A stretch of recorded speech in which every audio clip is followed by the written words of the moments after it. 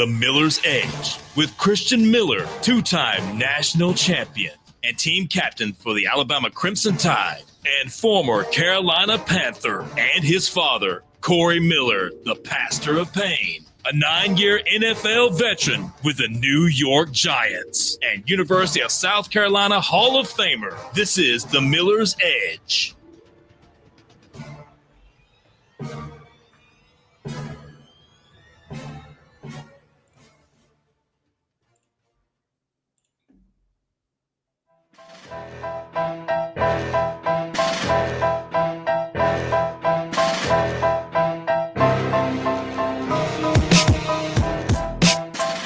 And welcome into the Miller's Edge, this Thursday edition. Had to get that right for a second.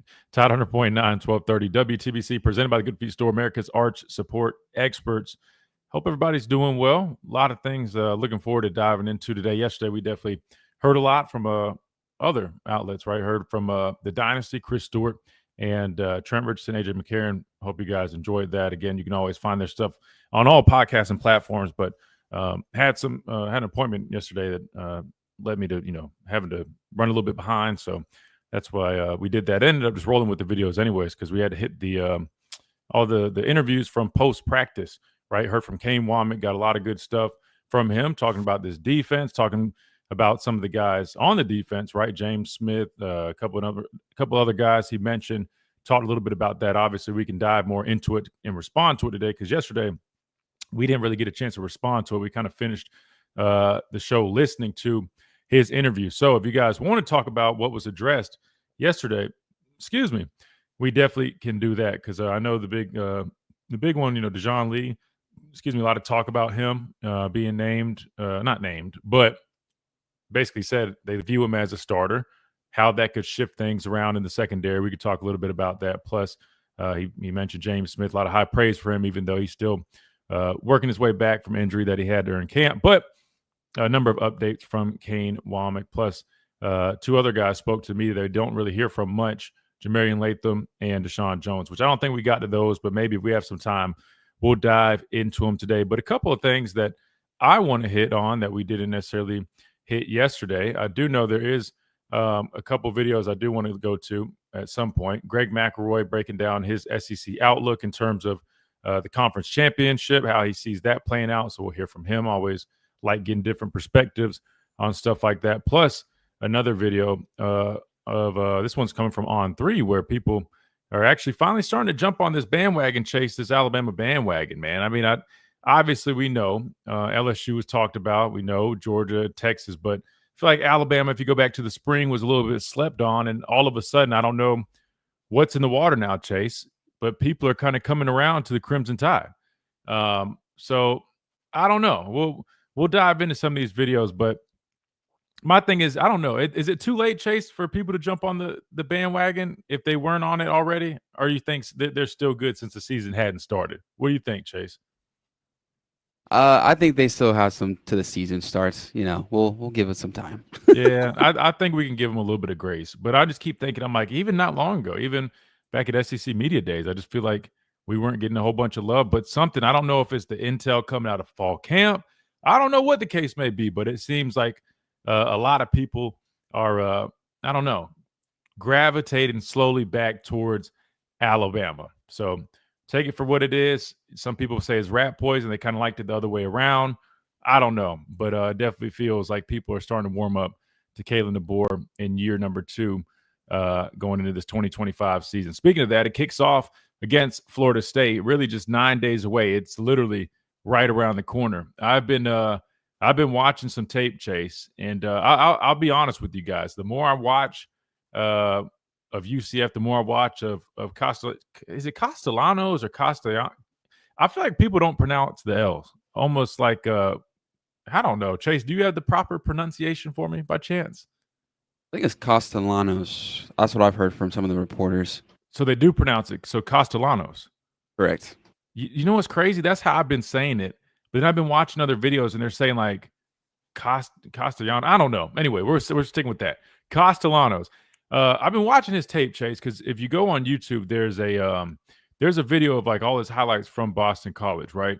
And I was watching it, trying to get a better idea for because I've seen that video, but I only saw like certain parts of it. I didn't really watch all the way through. But this time I was watching yesterday. I watched a good bit of it.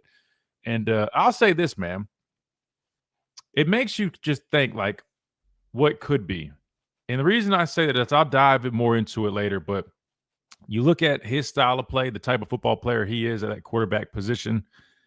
You look at kind of how we, looked going against certain looks and certain types of quarterbacks last year. Just kind of makes you wonder a little bit, right? And it makes you really think, all right, we really need to be that much more on our P's and Q's going into this matchup. And you definitely don't want to be sleeping on these guys. Not saying like, oh, I wouldn't watch his tape and now I'm concerned. No. I still think we walk out of Tallahassee with a dub. And I'm not saying this is going to be some blowout, but I do feel like, by the end of the game, we will kind of start pulling away. But I do think it is going to be a more competitive game than some people might believe, personally, especially after going back and kind of watching him and getting more of a vibe for him. And then just thinking about that marriage between him, Malzahn, who's the new offensive coordinator. It's definitely interesting. Not to mention, I didn't realize this, Chase. I believe they even have another familiar face who's a really good football player who Alabama, at least the defense, is very familiar with, Squirrel White. I didn't realize this, Chase, but he actually transferred over to Florida State, which I wasn't even aware of until recently, right? And I guess I should have been hip on that because, I don't think there's anybody in the NCAA with the name Squirrel. But long story short, we saw him a couple years ago when he faced Alabama. Good player. He's got some juice.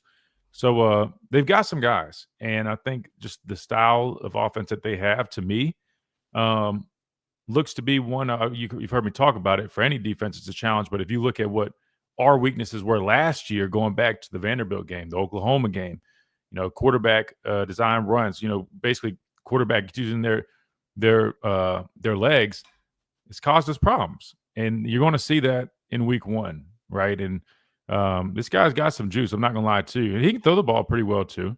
But really, I think what stood out to me is kind of building off what I talked about last time we mentioned him is, when they get into that zone read RPO stuff, man, you got to be disciplined. You got to play some disciplined football. If not, you're going to set yourself up behind the 8 ball. And so I'll dive into more about kind of what I've been seeing by watching the tape. But it is kind of, piquing my curiosity is, how do we expand off of, what we did defensively last year? Obviously, we got better as the year went on, but still there was just certain things that caused us problems, whether it was a lack of adjustment, taking on offenses that did have, like, even if you go look at the South Carolina game, just quarterbacks that had athletic ability typically gave us issues last year. Norris Sellers, Jackson Arnold, Diego Pavia. And you're starting, out the gate week one with a guy like that. And not only that, but an offensive coordinator who knows how to, throw the trickery, the gimmick stuff at you. Is definitely interesting. So I am curious kind of how we approach this game, kind of, and from like a schematic standpoint. So I don't know. Maybe next time I'm out at practice, I'll kind of try to get a close eye on that, get a feel for what they might do to, anticipate that. Because you heard Kane Womack talk yesterday, Chase. He said it like, it's a tough challenge because you're trying to watch basically what I was saying. You're trying to watch a little bit of UCF, watch a little bit of Boston College. You're trying to anticipate, but you still just don't know what you're going to get exactly. Could be an interesting matchup week one. Definitely will be, but we'll talk more about that and some. Plus, we want to talk with you guys. 205-342-9904 is the number. I believe we already got JR on the phone lines. We'll talk with him probably when we come back. Just go straight to the people. You guys know the drill. If you guys are lined up on the phone lines, we're going ahead and going straight to you. I don't want you guys waiting too long to put the videos and stuff on hold. So if you guys want to get in on the action, let us know. There was a conversation that I wanted to dive into because I knew it probably would get some good attention, right? People probably have some thoughts on this because I definitely kind of had some thoughts on this. And I know it's going back a couple of days, but we didn't dive into it yesterday. I'll throw it out there just in case you guys do, in fact, want to talk about this. And what that was Ryan Grubb spoke to the media, right? And he talked about basically what this offense is going to look like this year. And given his answer, of course, you already know how this goes, Chase. People already start jumping at things, and they immediately say, oh, yep. In other words, that's code for he's blaming it on one guy. And I kind of wanted to, again, because I haven't had a chance to really offer my thoughts on his answer on that. So maybe we'll do that as well, because I'm curious to see what you guys think. Because again, everybody in the internet community, on the Twitter community, X, I should say, they've got their opinions. But I'm curious what our listeners thought about that answer, and if you agreed with that side of things, or you see it a little bit more how I see it. We'll talk a little bit about that when we come back. Right on the Miller's Edge, Tide 100.9, 1230 WTBC. Presented by the Good Feet Store, America's Art Sport Experts. Quick timeout. We'll be right back.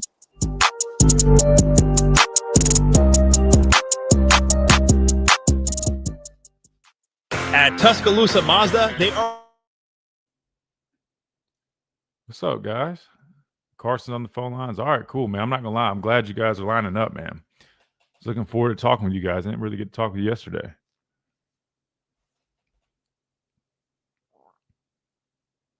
Paul says 2 L's together in Spanish make a Y sound.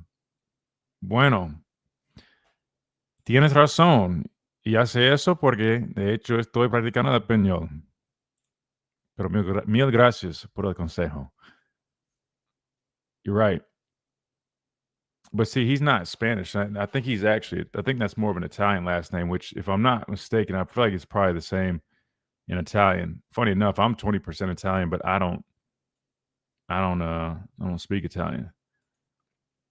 But it is a little bit similar to Spanish, but I'm not sure about the rules on that. But yeah, no, I know the 2 L's typically in, like, love languages like that, Spanish, they make the Y sound.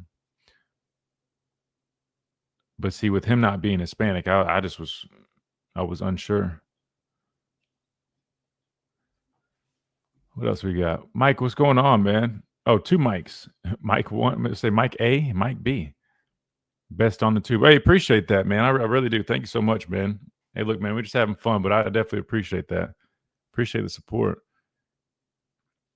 Yeah, no, Dwight, we were on yesterday, but I didn't stream. Like I said, had an appointment running behind, and it was just easier. And trying to do the stream late and stuff, we were playing a lot of stuff anyway, so it was only on the radio.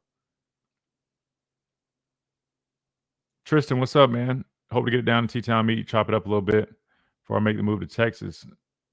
Chase the dream, cooking. Oh, wow. That's what's up, man. Yeah, if you do, man, again, we'll be live at 12:25 on Fridays, man. So you can catch us there doing the show, and we'll love to, meet you guys, chop it up, hang out, have a good time. But that's awesome, man. Texas, that's what's up, man. Chef, nowadays too, heck, you could even get into doing like some like private chef stuff, man, like for athletes, since you like football, right? You work your way up. Maybe you do that on the side too. I know a lot of chefs. There's guys that I know there's guys on the team here that have hired chefs. Even though you got all these resources here, man, like a lot of guys, sometimes they like having specific stuff for their diet, and maybe that's where you come in, Tristan. Huge fan. Thank you for your commitment to the university. Oh, appreciate that, man. Seriously, thank you so much. Like I said, man, we do it to have fun, talk about the game, try to, educate but entertain at the same time. I think that's how Roman had put it when he was on here. Definitely, you want to entertain, right? It's definitely about entertaining for sure. But at the same time, man, the goal is to take everything I've learned from my experiences with the game and pass it on to you guys. Because I think, to me, that's the biggest thing, man. Like, I think it's really cool when fans can really like have a true understanding. Because I'm not gonna lie to you, man, it's a lot of people don't really know like the game in depth, which rightfully, makes sense. So that's why I enjoy doing this. This is Miller's Edge on Tide 100.9.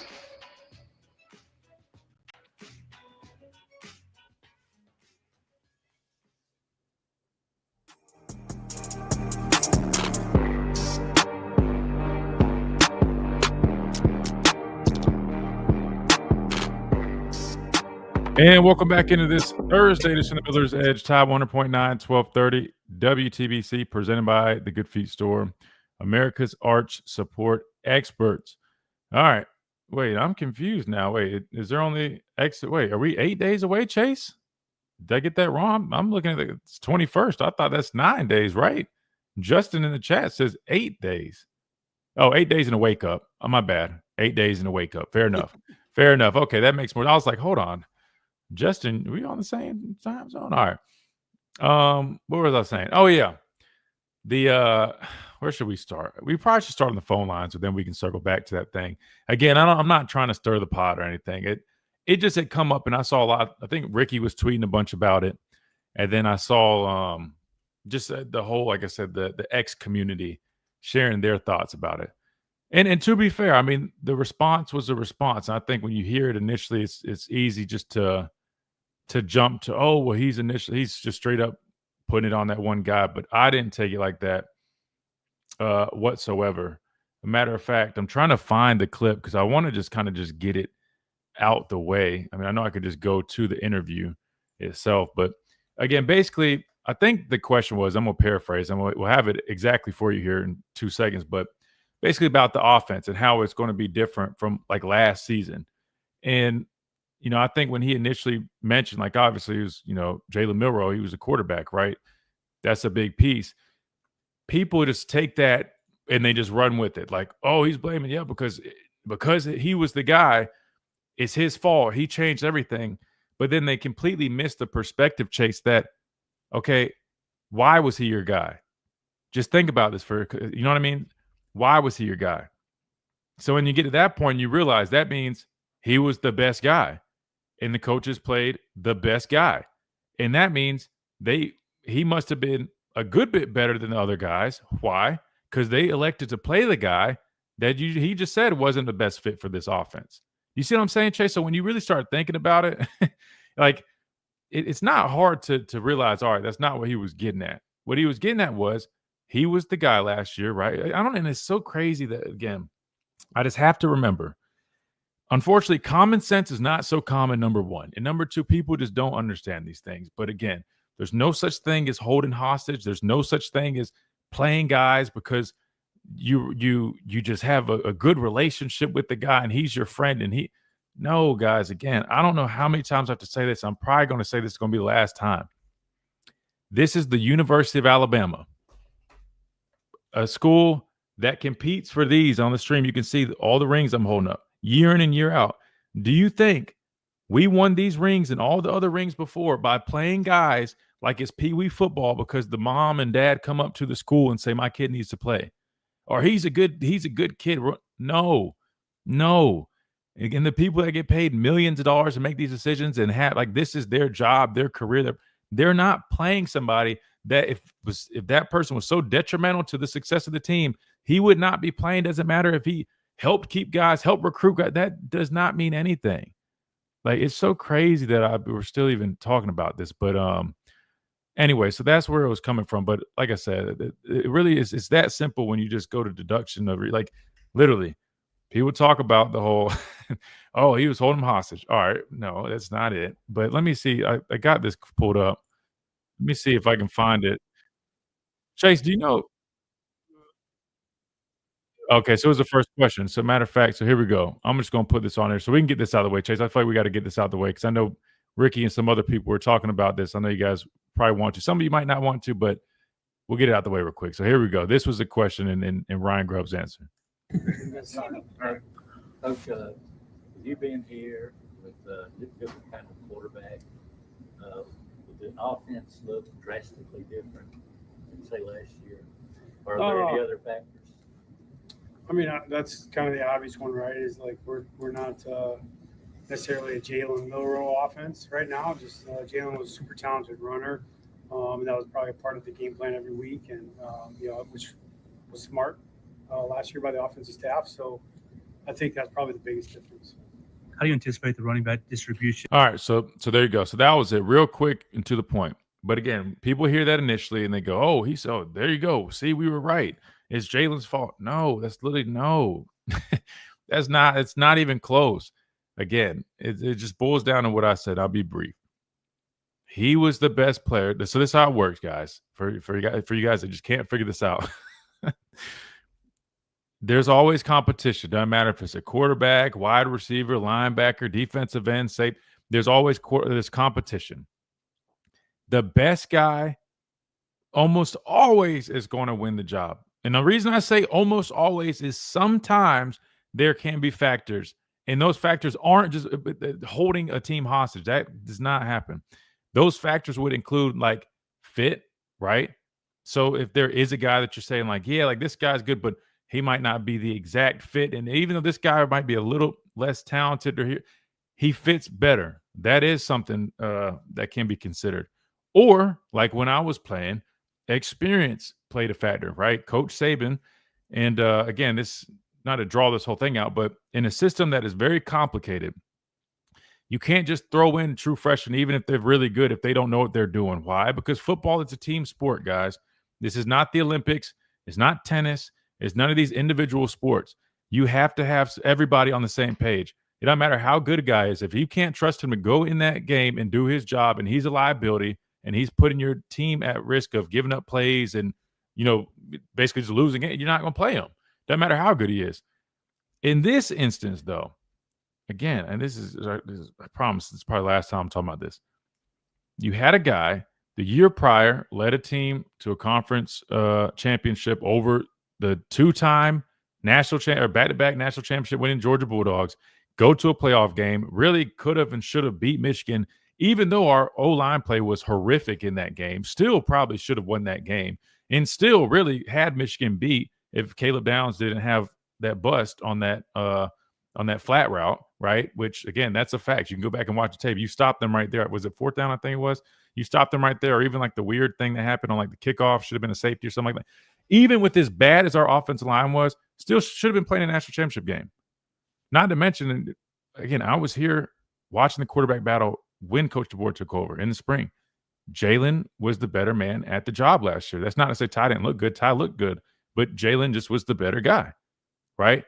Moving forward, that being said, if he's your guy, you tailor things to what he does best. Hence why Ryan Grubb said what he said. It was a Jalen Miller offense. So that's how the process works. A certain guy wins the job, boom. Now, what's the next step? How do we tailor it to make him successful? Because if he has success, we have success. That's literally the situation. That's literally what he's describing. But unfortunately, people hear it and they wanted to push the narrative that they have, and it's not remotely close to being true. There was never a hostage situation. Again, I will say this 1,000 times if I have to, but hopefully it's the last one. He did not, again, I'm around the program all the time. No hostage situation. No forcing people to play somebody. No, people are going to leave. The transfer portal is closed, guys, during the season. Who the hell is going to leave? You can't leave. I mean, Jaheim Otis left during the season. You think people are just going to stop playing football because some guy's not named the starter and they're going to just waste a season? Guys, like seriously, please, man. I know common sense is not common, but just think for 2 seconds, man. Just think for 2 seconds and you'll understand, man. So that's all he was saying. Last year, the guy that won the job was a dual threat quarterback who gave you, the best chance with using his running ability, right? It's no different if you take over an NFL team and Lamar Jackson is your quarterback. Chase, let me ask you, if you're a GM and you're a head coach, you take over a football team with Lamar Jackson as quarterback, how do you think that offense is going to look? It's going to be tailored towards Lamar Jackson using what makes him special. Hence why the Ravens have been successful with the past few seasons. It's not that bad. People. Come on, man. Come on, man. It's that, you get what I'm saying? Like that's no different. So it's like they came here, they took over a team where who was the guy that was the best man for the job? Jalen, right? So then what do?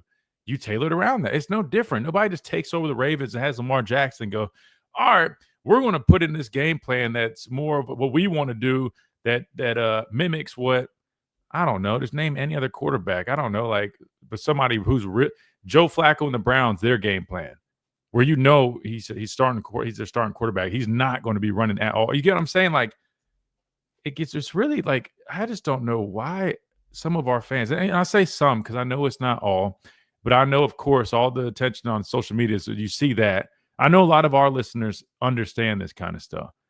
But unfortunately, you have other people and other hosts and people that put out all this stupid energy that is not true. Because unfortunately, you got a lot of people that talk about the game that don't even know the game themselves, and they push this crap. And it's just silly.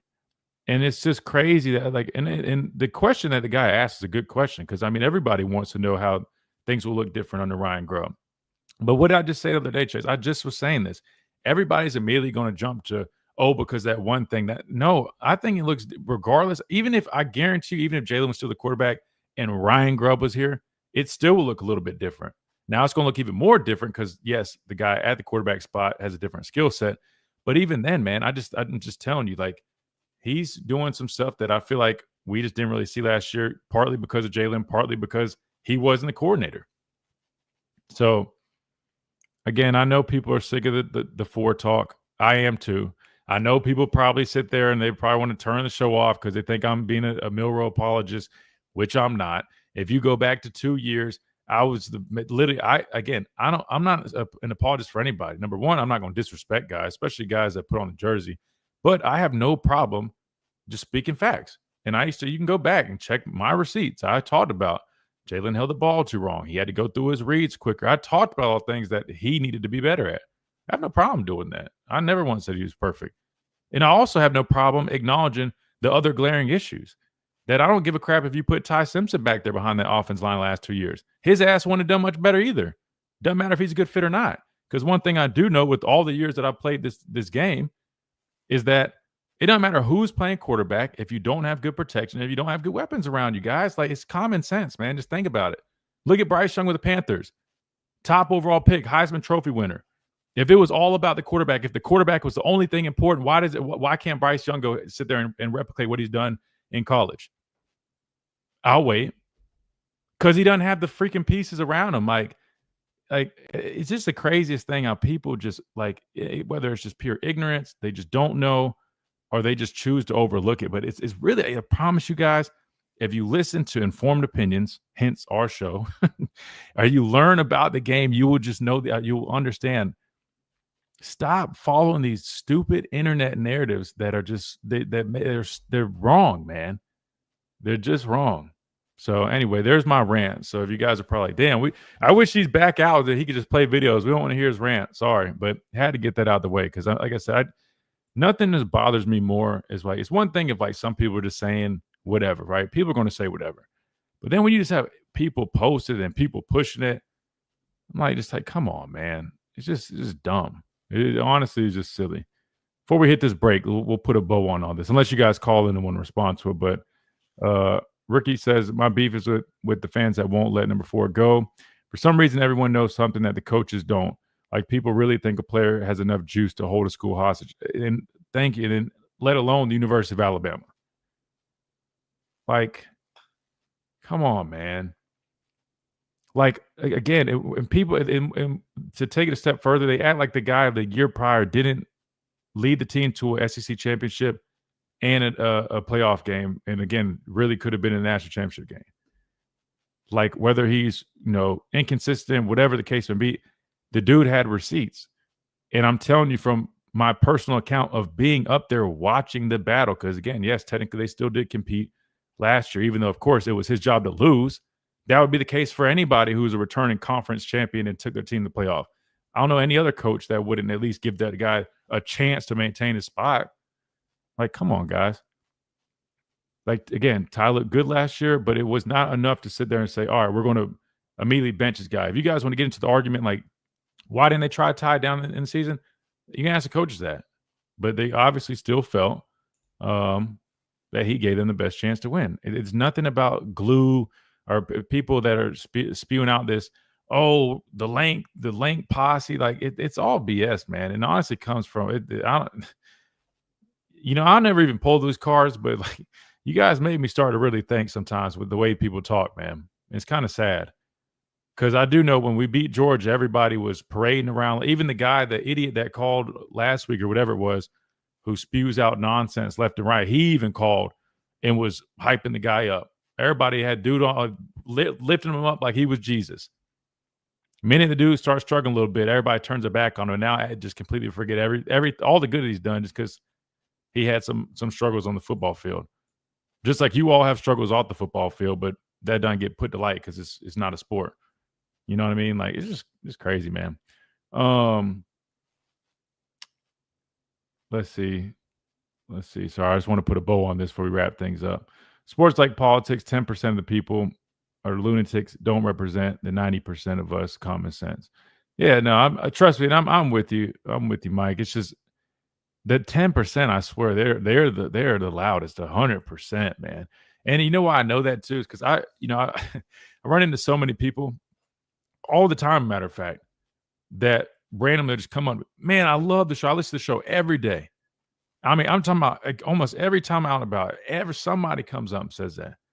And then they always follow. It's like, I just don't call, I'm just whatever. I just don't call in. But no, I listen every single day. And it makes you remember, like, you focus on, like what's in front of you, but there's so many other people out there. And I got to remember that too.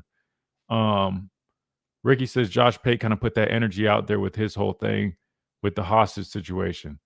And if he did that, man, I mean, that ain't it. That ain't it. I mean, he honestly should know better. He should know better. Now, if you want to say like were they limited in what they wanted to do because of Jalen's skill set, I have no problem saying that. That also is a fact. That's what I'm saying, guys. It's like two things can be true, but still though, like that's what you get when you have that. It's, again, I always use like the car analogy. It's just like you don't take a Ferrari off-roading. It's a different type of car. It's not built for that. You want something to do that, you do something else. But if that's the case, that's what you're driving. You drive it accordingly. Like, I don't know. I don't know. I'm like running out of examples. Like I feel like it should be explanatory. All right, last couple of things before we hit this break. What's crazy is these kids never had a coordinator stick around more than 1 year on both sides of the ball. Let that sink in. I mean, that's definitely also something, man. I tell people what you're saying all the time. But the problem is people are so glued to what they believe, they don't even care. You could have Coach Saban saying exactly what I'm saying, and I don't even know if they will listen to him, even though people worship him like he's God. I would not be shocked if people – I mean, I don't know. Maybe we just need to get him to come on the show and just say that. Because he also was the guy that chose him to be the quarterback. So ask him why he chose him. I mean, did he hold Coach Saban hostage too? The guy that was responsible for 7 national championships, I guess he held him and his Lank friends held him hostage. I mean, and Coach Saban literally tried to play other people. He benched him. And guess who ended right back at the quarterback spot? That's what I'm saying. Like, if we just sit here and talk about it, it literally is like, it's not hard, man.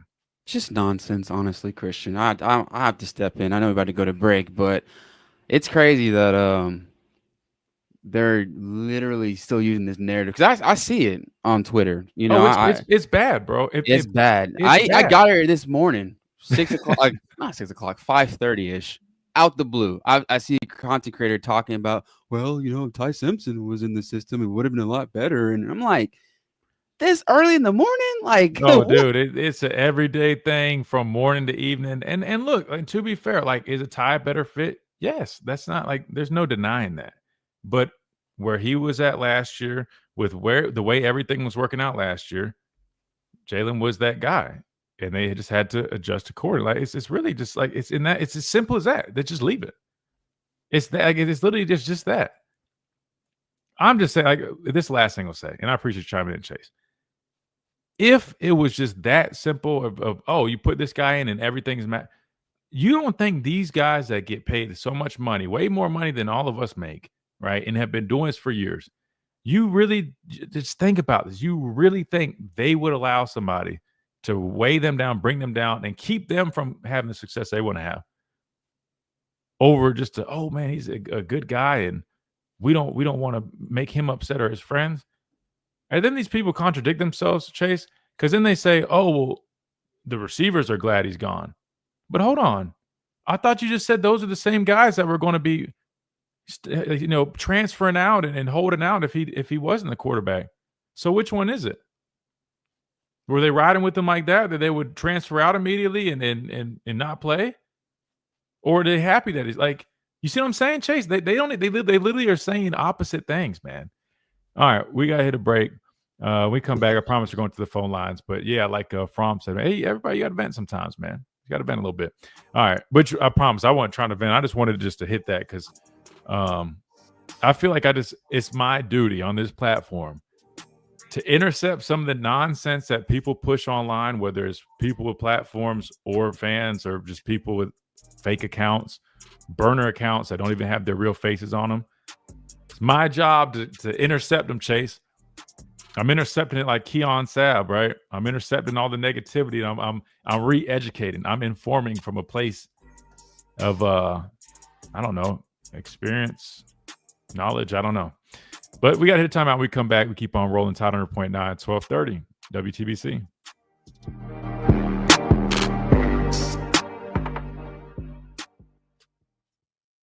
The Alabama Securities Commission protects you from financial fraud. Anyone asking you for investment money must.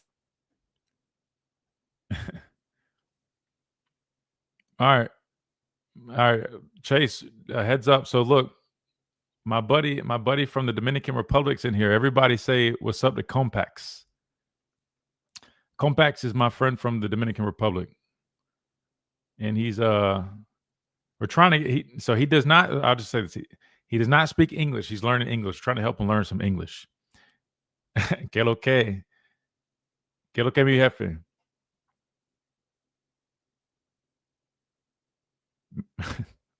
Hablaría en español, pero el problema es que la gente aquí no va a entenderme, obviamente.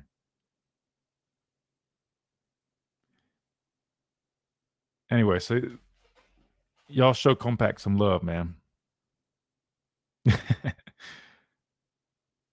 But I told him he can learn some English from watching the show. So I guess he's going to learn a lot of vocabulary about ranting and stuff.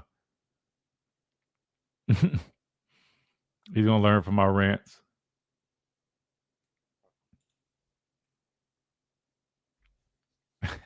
That's funny. Compacts. Hey, there you go. My boss, me jefe. There you go. Nice. Que paso compacts. Yeah, there we go. I love it. I love it. All right, let me read some of these. Mac Jones, prime example of what you're saying. Look at the receiver core he had as well as O-line and gave him time. 100%. 100%, guys. That's what I'm saying, man. I mean, like it's not just that one. It's never just one position, man. I mean, look at countless examples. I mean, like on both ends of it. Go look at like the best of the best. They get drafted high, and then go on a team that's trash that has no offensive line, no weapons, and they don't just magically turn a franchise around. But it wasn't good enough. Those people, he threw 2 picks against Texas. They wrote him off after that game. Yeah, they did. And then look what happened. And look where we ended up at. You know what I mean? Like, that's why you always just trust the coaches. If we trusted the fans' take after Texas, he would have never played again. We might not have, or not might have. We probably wouldn't have been conference champions. We probably wouldn't have been in the playoffs. Carson was crazy. No one wrote off Bryce when he lost to Texas A&M, LSU Vols. Damn, that's facts. They do pick and choose, and then that's why I have no problem. Like, I'll keep going to bat for him, man. Again, not because I'm just like, oh man, I'm doing this because I like it. No, I mean, obviously, I love the dude. I have a great relationship with him, but that's not the only reason I'm doing it. I'm doing it because, again, I mean, B-Sci-Fi, number one. Number two, I feel like it's like with him, it's so personal, man. So personal.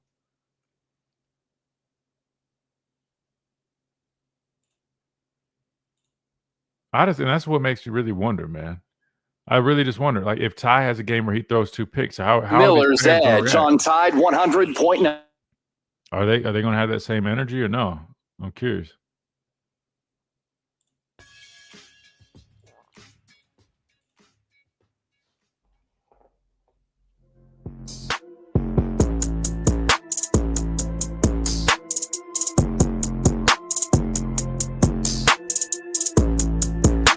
And welcome back into the Miller's Edge, Tide 100.9, 1230 WTBC, presented by the Good Feet Store, America's Arch Support Experts.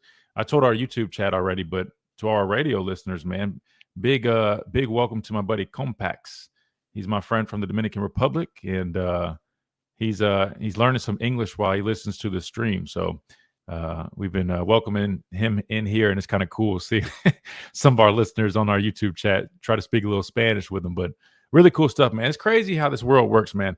I literally was practicing Spanish. I know you guys are sick of hearing me talk about Spanish, but was practicing Spanish. Met Compax, aka Jason, and man, we practice, man. We play video games and speak, and he's trying to learn English. I'm learning Spanish, and now he's over here checking out the podcast, trying to learn a little bit about football, man. And just think that's really cool. But anyway, let's go to the phone lines, 205-342-9904. We got JR up first. JR, welcome in.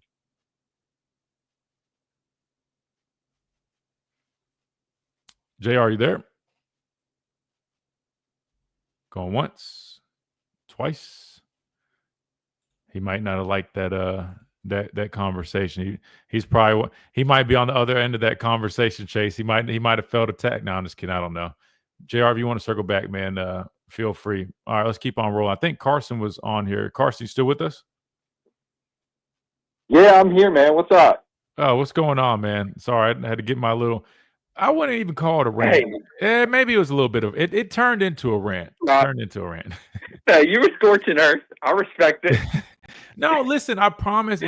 To me, a rant is just someone just emotionally just like to me. Yeah, definitely. I'm passionate about it because when it feels so personal and disrespectful, man, it's just like, and it's unwarranted, man. And then really the most important thing is it's just wrong. Like it's not accurate. You know, if it is one thing, if it was accurate, sure. But the problem is it's not, and that's what really bothers me. So I try to course correct. Right, and it's funny because there's a huge difference between criticism and pointing out inconsistencies, and then completely making up narratives in your head about why. These are all made up. It's fabrication. That's all it is, right, by a fan who's never played a down in his life. And like, I was critical at times. I think everybody was critical at times. Like even right, like you just said, like, yes, were there some things that were inconsistent, or were there some, and it's not just on the quarterback, like it's the offensive line, it's weapons, there's so much more to it. You know this better than anybody. And a lack of a consistent running game. I mean, dude, the list goes. That's what 100%. Drives me nuts. I'm like, I can literally name off the top of my head 4 or 5 things immediately that were not where they needed to be. 100%. And and that's why I looked at, like, I can say that in the same breath that I can say Ty it might bring a little bit more consistency to the system. He is a better fit for the system. I can say that in the same breath that Jalen Milroe deserved to be the starter of the year before. I just don't think that the coaches and we were ready to drive a Ferrari.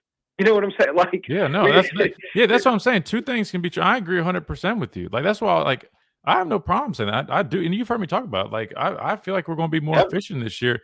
And again, not only because of that, but I do feel like Ty being a better fit definitely adds to that. I think Ryan Grubb and what he brings as a coordinator, like, let's just face it, like, Nick Sheridan kind of got thrown into the fire last year. They did not bring him here to be the offensive coordinator of the University of Alabama. I know he had experience, but he had limited experience, and it wasn't like some crazy impressive resume as an offensive coordinator. And I know there are some other factors, injuries, whatever, but still, like, and not to mention, and really one of the most important things to me is that I think the offensive line play this year should be much better, and the weapons, without a doubt, are much better. So literally all the things we talked about were issues the last 2 years look to be, at least right now, better. And I think that all that should come into play. I agree. I watched Grubb's interview yesterday when they, after practice, or I guess it was yesterday or 2 days ago, but and I don't understand how you can come to that conclusion to fit that narrative. I think what he said was very respectful, and like, hey, you have a Ferrari and you're going to run plays that's good coaching. Like, whether it worked or not, or was executed to, we know how the execution was, but like the game plan wise, like if a coach didn't do that, I would be asking questions, because it's like, how many times do we see, they aren't using him correctly? Well, you couldn't say that about us. like at least the quarterback position.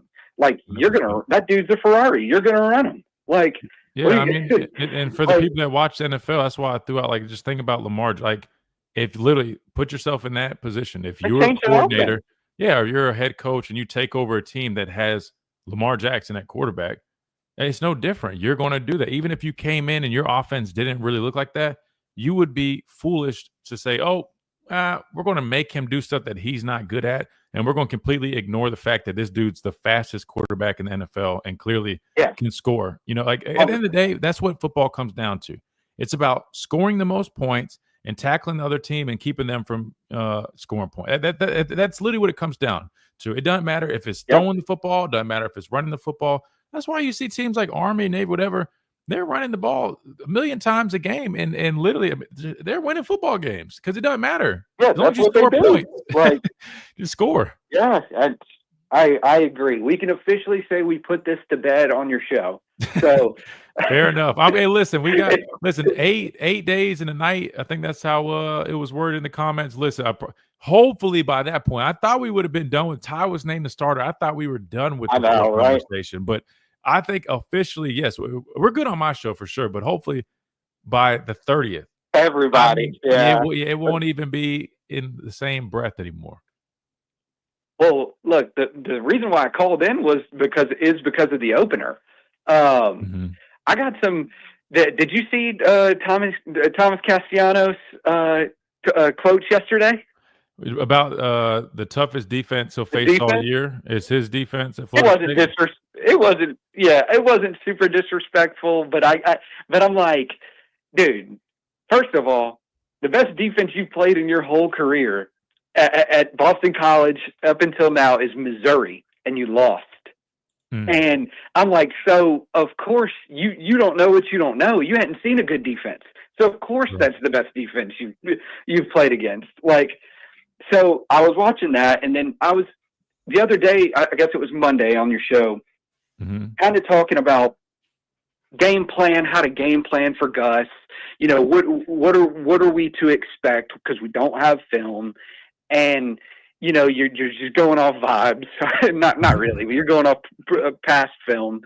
And I was thinking, like, the criticism that Kane Womack got last year, and I was critical too, and it's like this flashy defense where it's like kind of a, like, look what I drew up, Like, I think Ryan talked about it a couple last week on your show, talking about, you're mugging the linebackers, like you're it's like this, like, look at the pony show, like, look what I can do. I drew this up. I'm a genius, But that being said, I do think a little bit of that will go a long way against Florida State, because I was just thinking about this, and I want to get your thoughts about it. Whereas I criticized them for that a little bit last year. It's like, why are we doing all this?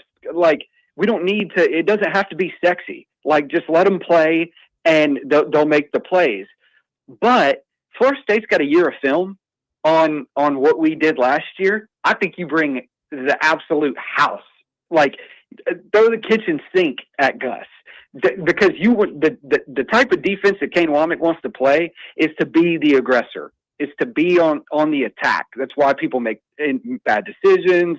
That's why we get a lot of turnovers, is because of some of that. Right. Now, there's been a give and take with that, because we've had some busts, and our eyes have been bad, and we've been undisciplined at times, and all of that. But I think, man, if Gus has a year of film and Tony White has a year of film on what we have done, and we don't have any film on them, I'm throwing the exotics at them, because make them make a play, or make them do something they don't want to do, and I just want to get your thoughts maybe on just like philosophy of that, of where it's like, hey, we have a lot of film, they have film on us, we don't have that much film on them, so let's throw the house at them. That way they can't get a beat on it.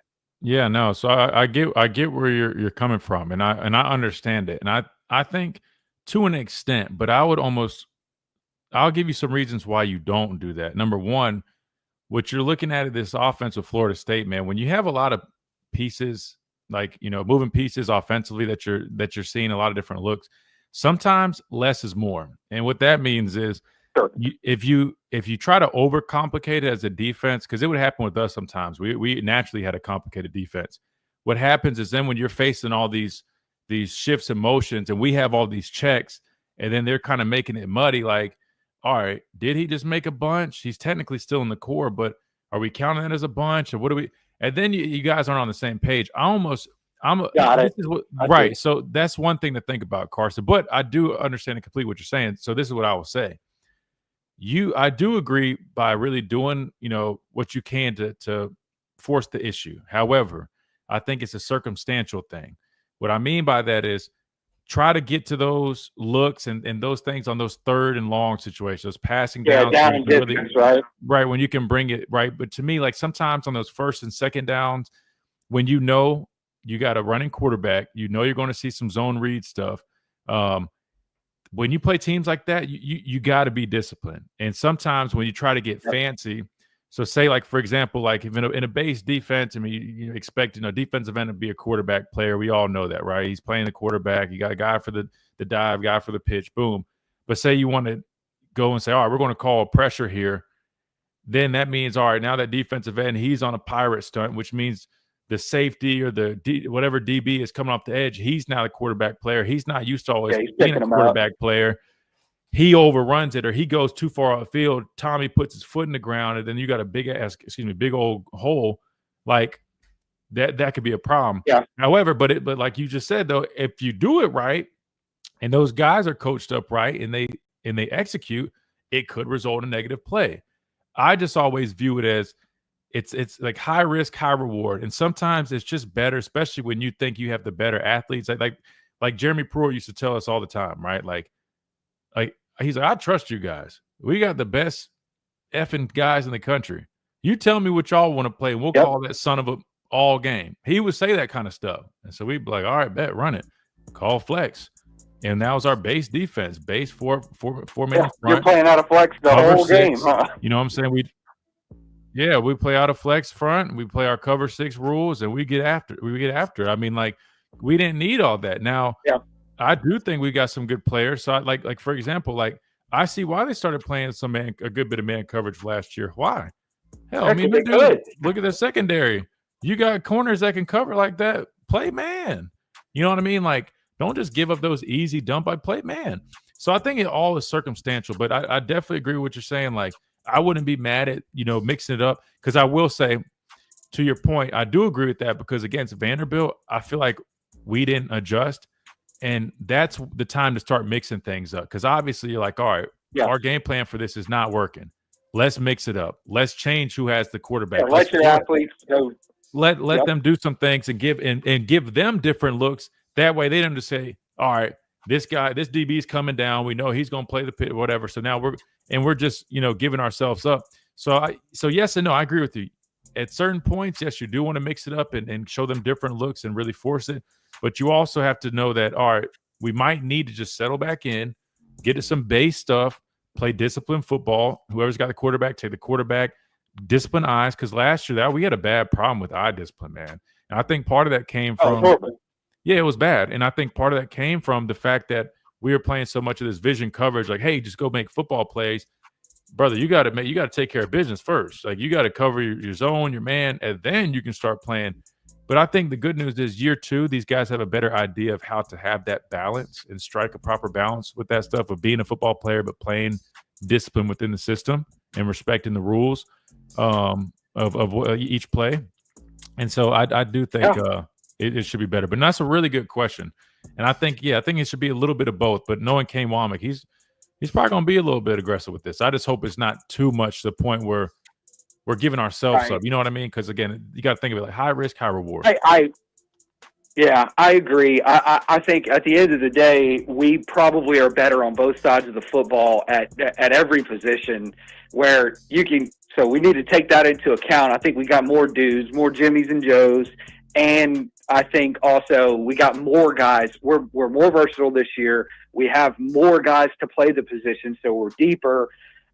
So that's a factor too, right? Where it's like, okay, how are we going to play it when we have all of this rotational advantage to play. So I think that comes into play. But yeah, I appreciate you commenting on it because I just wanted to hear your thoughts. Yeah, that's a great point. Did you see that? I'll leave you with this. Did you see Josh Pate pick Bama to win the Natty? Who did? Josh Pate. He picked us to win the national championship? Picked us to win the national championship. I did not see that. Was that recently? I'll try to pull it up. That was Wednesday. He's doing a show on Wednesdays with Taylor Lewan and Will Compton. Oh, they just started. Yeah, they're doing a show every Wednesday during the college football season together, and they did their preview and they picked everybody who's going to win the conference. They picked their Heisman winner and they picked their national champion. And Pate picked us. So he must have walked away really impressed from scrimmage number 2, man. I'll try to clip that part from that video. I know exactly what you're talking about. I'll pod that up, man. Carson, we appreciate you, man. Great stuff as always, man. Thanks for calling. Absolutely, man. Thank you for taking my call, and y'all have a blessed day. Yes, sir. You too, brother. Be easy. Good deal, man. Good stuff from Carson as always, man. Very informed, very great stuff, man. Very good stuff. All right, we got to hit timeout. We come back. We keep on rolling right here. Tide 100.9, 1230, WTBC.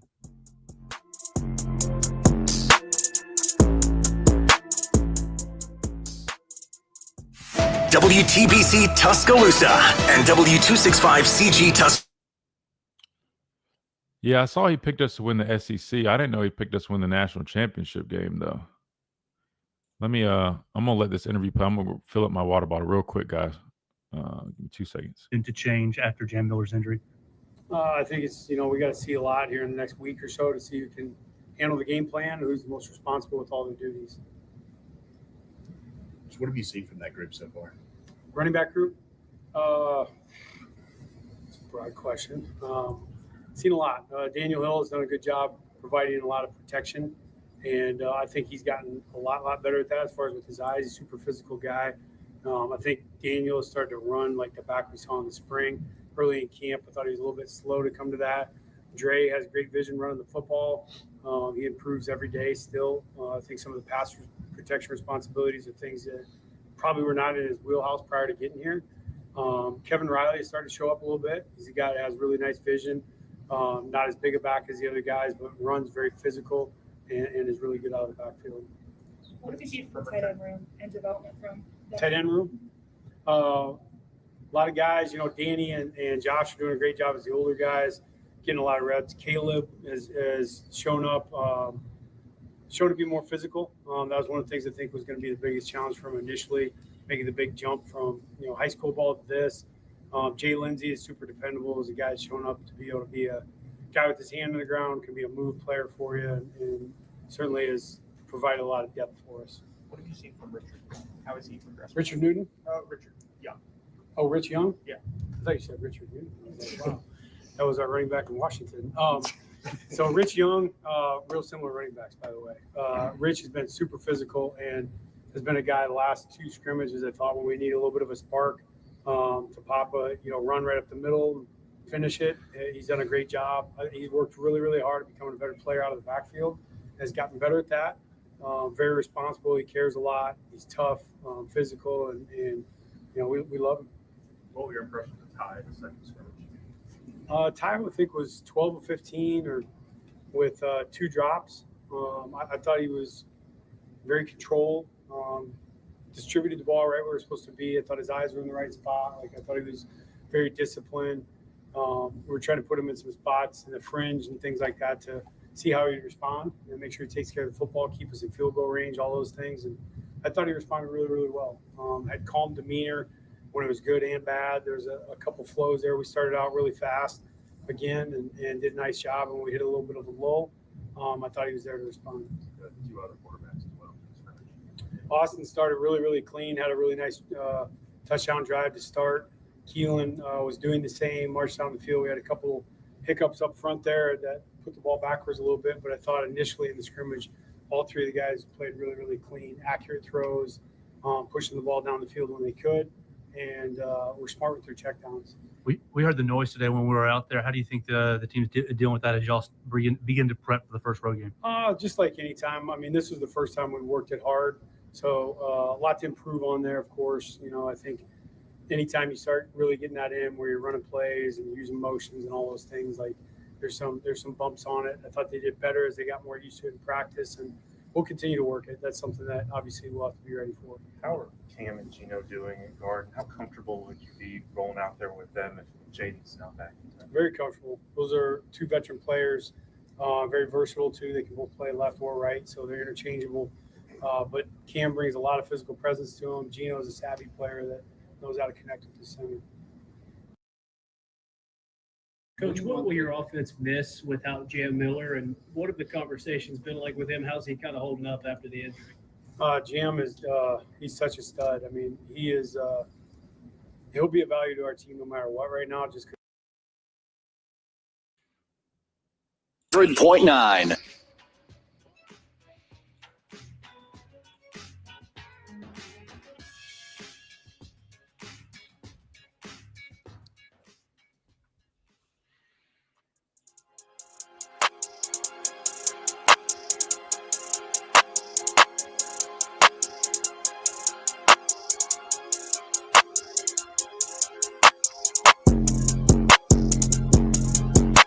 And welcome back into this Thursday edition of the Miller's Edge, Tide 100.9, 1230.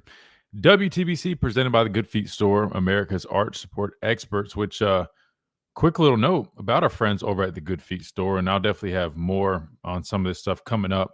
Definitely some stuff in the works with the Good Feet Store, and I do know one of those big things will be they've got a new kicking challenge that they're going to be doing. So basically what it is during home games, there's going to be a kicking challenge each week, and you get a chance to win cash prizes, I believe, if I'm getting that right. It's called the Good Feet Store Kick for Cash. And so that's going to be running all season long.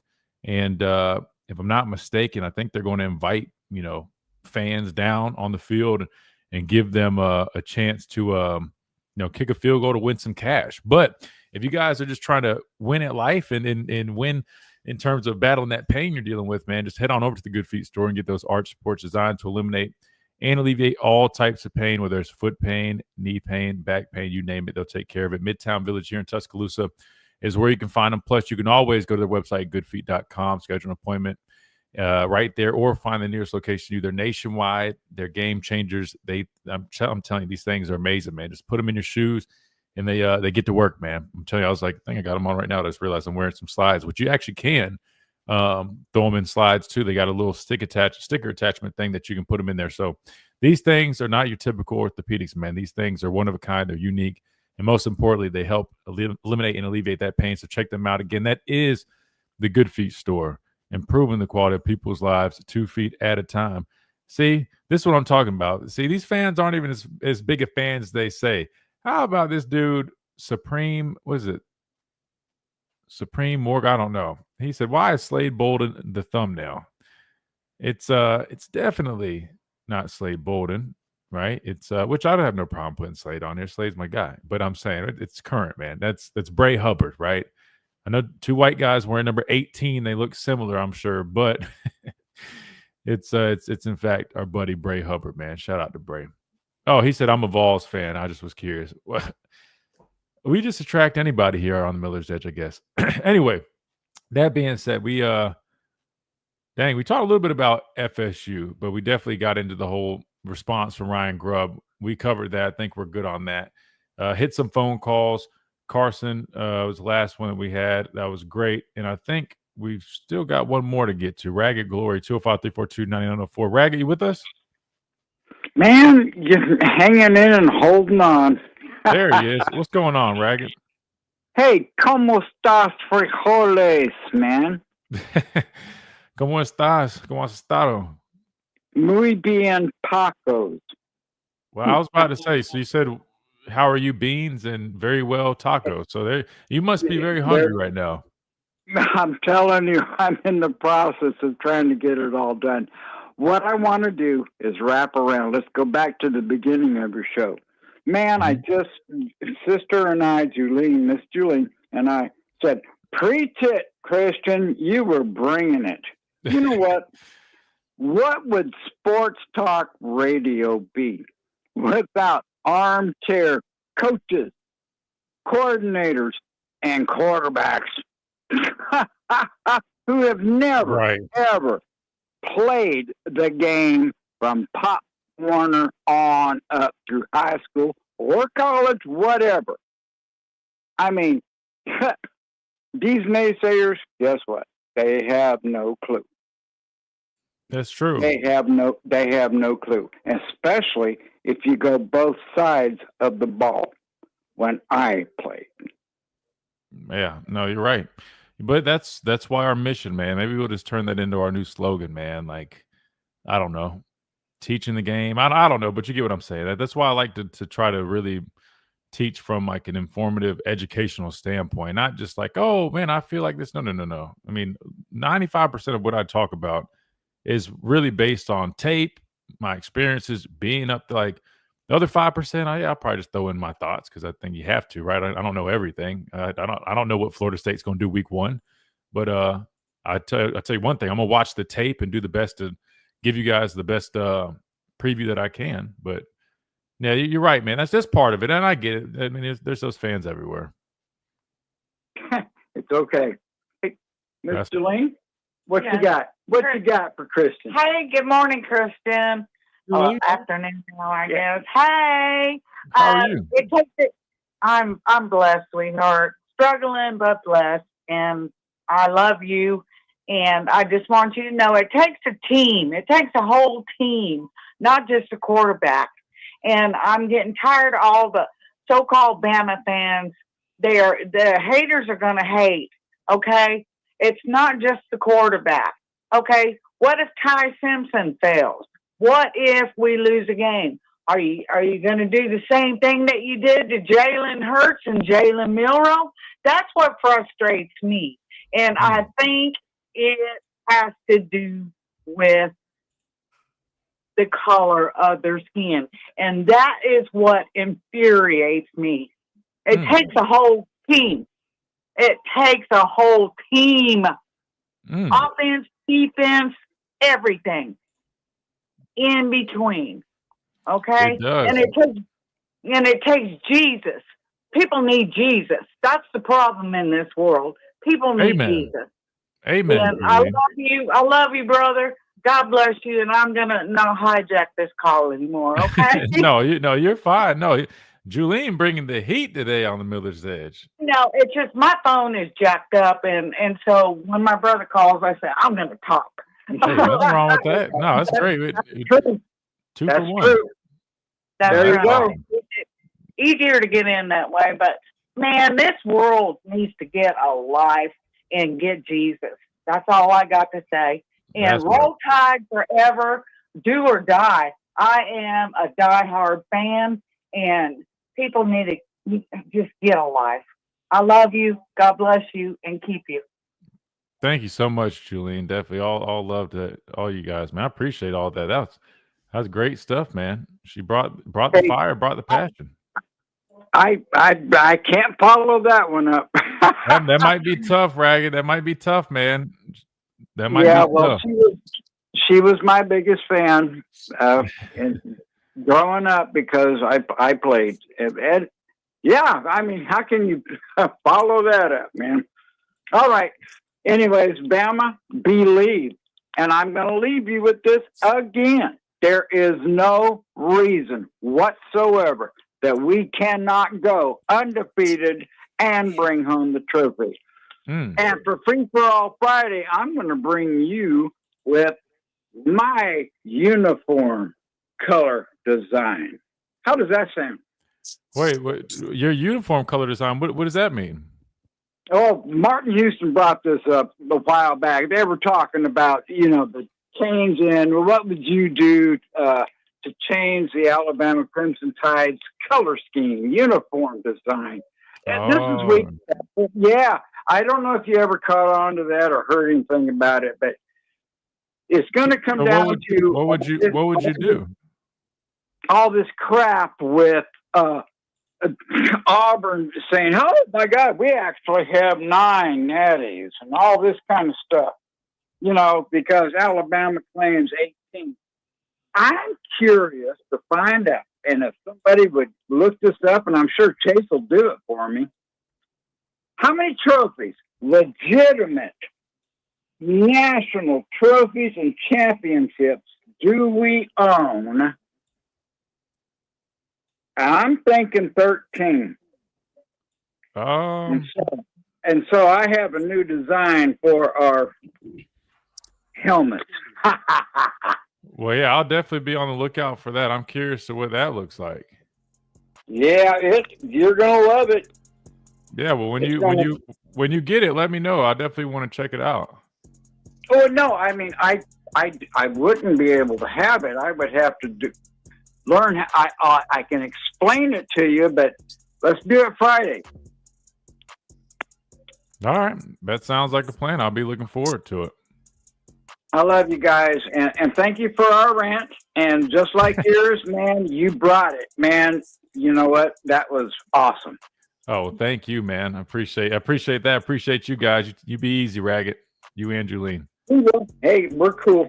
I gotta eat. Bye. There you go. See ya. All right, good deal. All right, we got to hit another timeout. When we come back, keep on rolling right here. Tide 100.9, 1230, WTBC.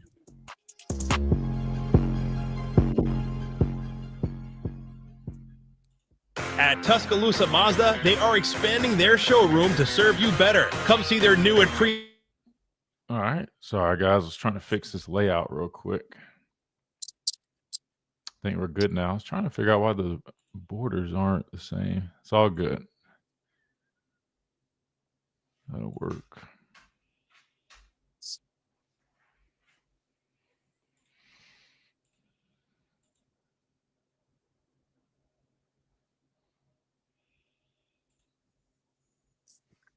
Trainers and mentors who are shaping the next generation of legends. We are here for you. Aggressively. Oh, man. Sorry, guys. I'm tired. But we got the Pastor Payne on here. Everybody's tuning in today. We got the Pastor Payne. We have my buddy Compax. Desde la República Dominicana. I don't know if he's still in here, though. You me? No, you're still in here. My buddy from the Dominican Republic. He's in here. Or he was in here earlier. Trying to learn a little bit of English. He's actually going to help me do some social media stuff, too. Because he's really good with that. But the problem is, like, obviously there's a language barrier. And I can speak to him and explain, like, stuff. But the problem is, like, if I tell him, like, okay, go clip this part of the video, he's not really going to know, like, what part of that video is because he can't understand what I'm saying in English. But I think we figured it out. I think what I did was, basically yesterday I ended up sending him like the part of the video I wanted him to clip. And then,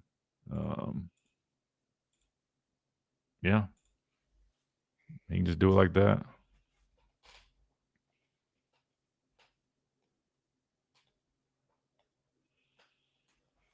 Oh, let me do this real quick. American as it gets to her. Hey, it's Christian Miller, and I want to tell you about our great friends over at Brian Harding Construction. Located in the heart of Tuscaloosa, Brian Harding Construction is woman-owned and strong as steel, a specialty manufacturing firm with expertise in structural steel fabrication, ASME code piping and vessels, CNC machine work, welding, laser cutting, pipe fitting, industrial maintenance, and crane rental. With a proven track record of over 30-plus years of experience, no one is better fit for the job. For an evaluation, contact Brian Harding Construction today at 205-752-9611. Again, that's Brian Harding Construction at 205-752-9611.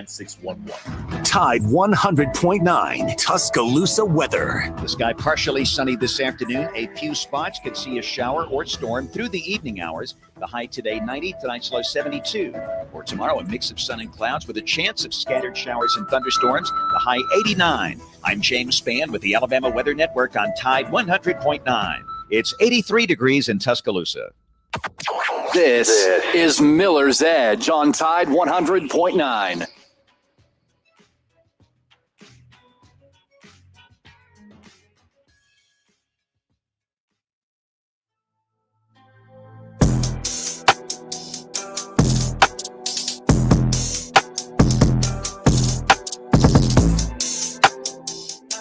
And welcome back into Miller's Edge, Top 100.9, 1230 WTBC.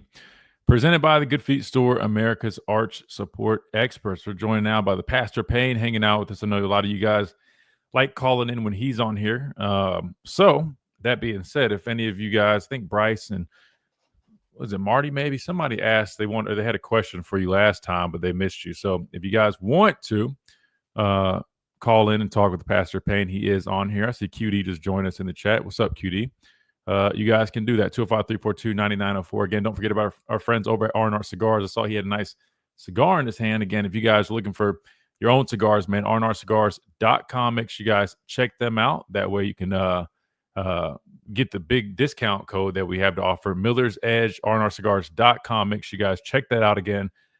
Miller's Edge on rnrcigars.com. Big discount there. Plus, you guys can always go into R&R Cigars. Choose from the best humidor in the Southeast. Over 160 bourbons. 2703 Gary Fitz Street is where you find them here in Tuscaloosa.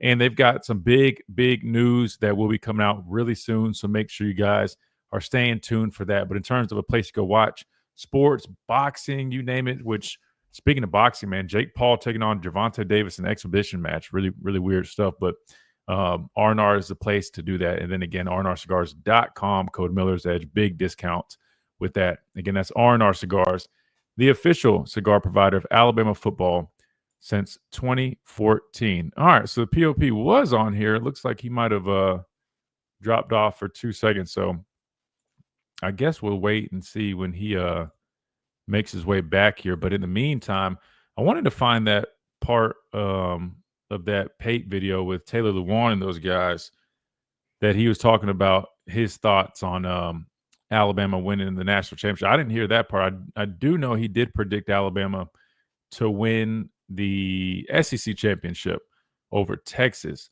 But I guess on this podcast the other day, he ended up actually going with Alabama to win the national championship as well. So I was curious to see how that was, like how he put it, who he saw was beaten, whatever the case might have been. But I do know that in the meantime, there is that Greg McElroy outlook on the conference. Always like getting his thoughts on that. So without further ado, only things I got to jump back in the video. Let's hear from Greg McElroy when it comes to his outlook for the top teams with the best probability of winning or making it to the SEC championship game. The SEC. I went around and around and around on this one. This one I struggled with because I look at Texas and I do think, even though they're the favorite, understandably so, they have question marks. The offensive line is a question mark. The schedule is brutal. We'll get to that kind of over the course of the next few minutes. The schedule is really challenging, but I look at their upside. I look at their ceiling. I look at the star power that they have defensively. I look at Arch Manning and what he could be for this Texas team. I look at his weapons, the depth they have at wide receiver, the depth they have at running back, and the emergence that they have, possibly a star or two in their receiver core that could very easily take over the game. They were just a little overshadowed last year with some inconsistent moments from the passing game.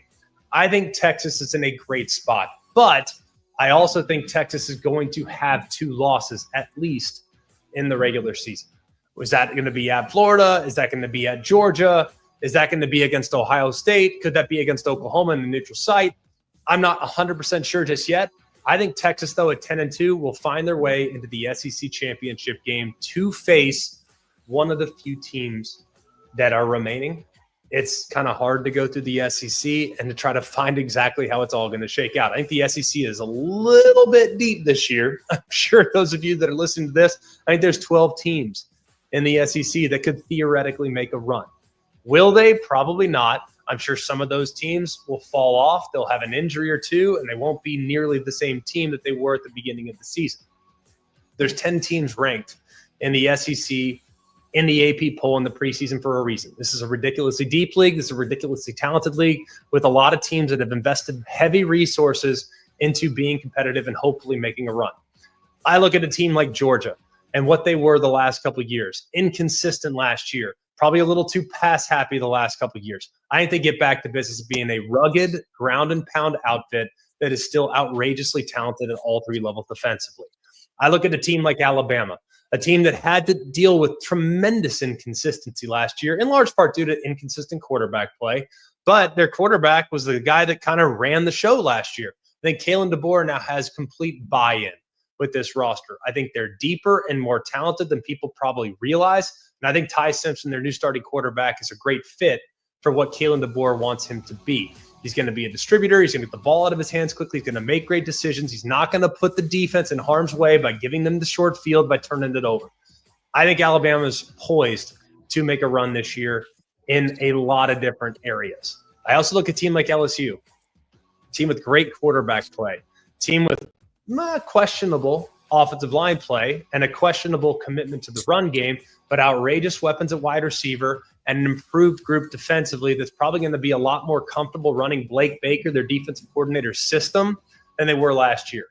They really changed their philosophy from 23 to 24. There were some improvements, but not nearly enough to get them over the hump this year with the additions they made in the portal and some of the veteran leadership they have at the second level. I think this defense is going to take a huge step forward in this upcoming season. I also look at their schedule, though, and I think it's a bit challenging. I also think the offensive line is a big concern for me when looking at the LSU Tigers.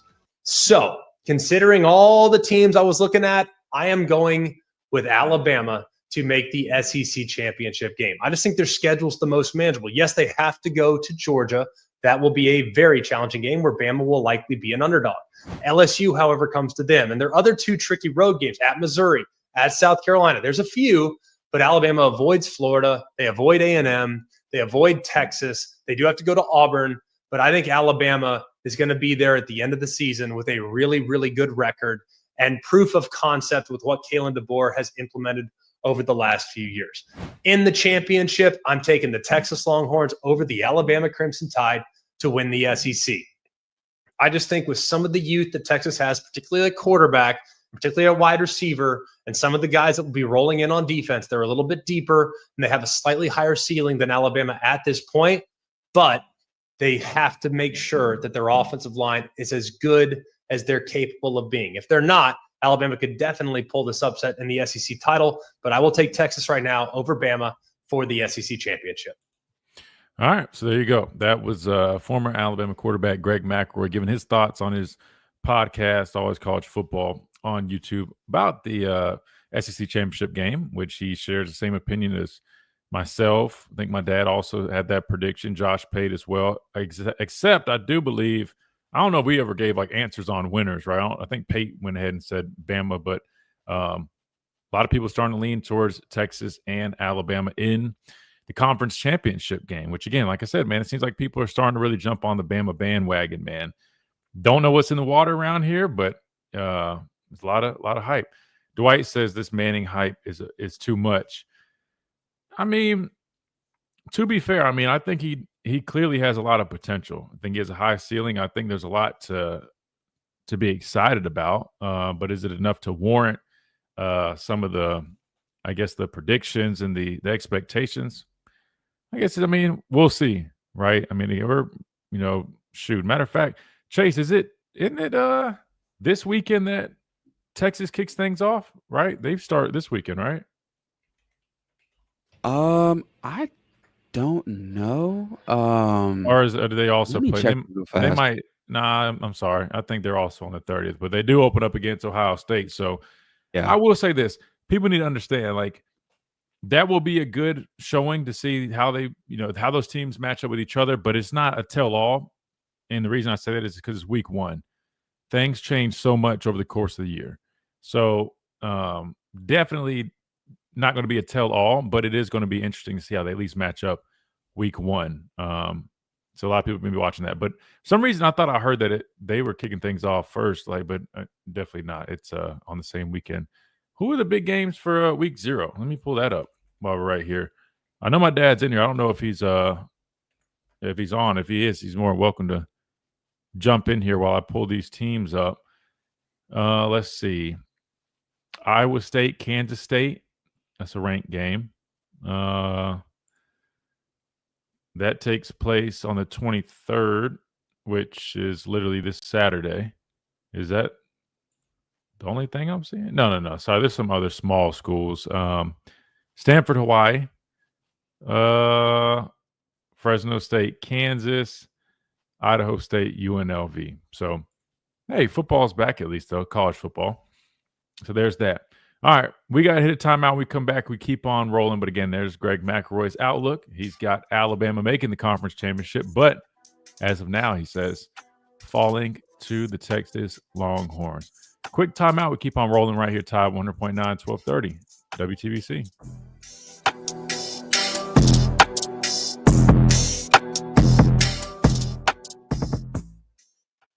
It's time to do it local at Piggly Wiggly, Highway 69 South, Tuscaloosa. Join us Friday, August 29th for Red, White, and Dew, and all out. I know he's on here, but maybe he's doing something. Can you still hear us?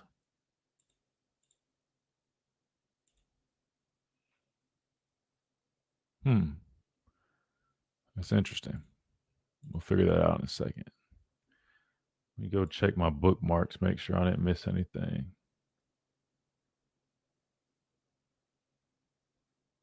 This is what a lot of people were talking about yesterday. Hardest defense I'll see all year. Just schematically and stuff like that, what they do. It's hard to be back there and a lot of moving parts on their end. But, it's helped me a lot and helped me be better and helped me progress as a quarterback and as a player and when to, just take the check down or when to just eat it or throw it away and stuff like that. And when the play's over. So I think that deep, like seeing them every day for the last 3 weeks has helped me a lot and progress as a quarterback. I mean, to be fair, he's definitely going to be really big on, his team, his guys. Does he really believe that? I don't know. I don't know. I mean, who else is on there? Oh, he just rejoined. Who else is on their schedule that would even be maybe Clemson? But Clemson, I'd expect to have a much better defense than Florida State. So I don't even think I think he's just talking.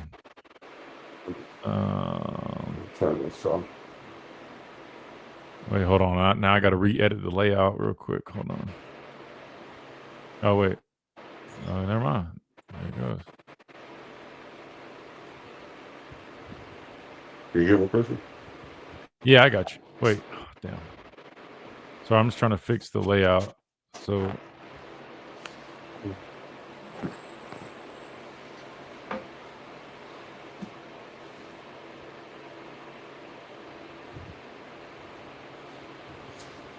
I sprayed some cologne. I think it keeps popping you. Can you hear me? Spray cologne. Yeah, I sprayed cologne and you got us? my eye. Yeah. Loud and clear. Dang. I got my eye this morning. Now I can't see nothing. Still bothering you? Yeah, I can't see crap on my phone on those iPads. It's so annoying. Wait, hold on. Let me remove this. Wait, can you unjoin from the other thing? Yeah, I did. For myself. Well, let me take everything out. You're good. I'm just trying to. The layout's got you like way up in the corner. I'm trying to fool around with it.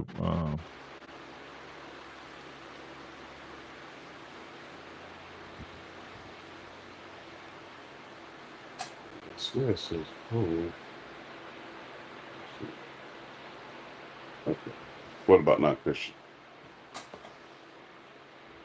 It's still showing up down there. It's all right. No, it's no big deal. We'll keep on rolling.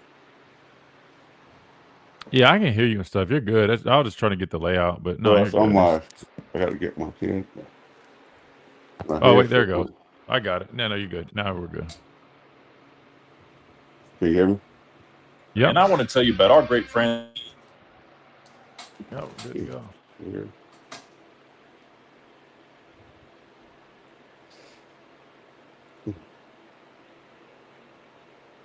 Yeah, I found out how to change the layout around a little bit because one of our listeners had left like a comment and he was going in on like the ad slide, the layout and stuff, and I was like, you know what? Let me use this to try to see if I can actually kind of mess with it a little bit. And sure enough, worked out good because I found out how to fool around with the layout. Is Miller's Edge on Tide 100.9.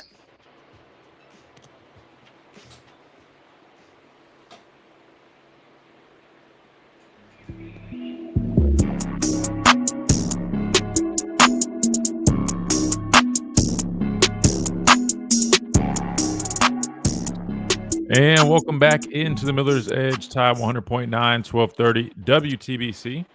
We heard this over the break, but I'm going to play it real quick for radio again. This is the quote from Florida State quarterback Tommy Castellanos about the best defense he thinks he'll see all year.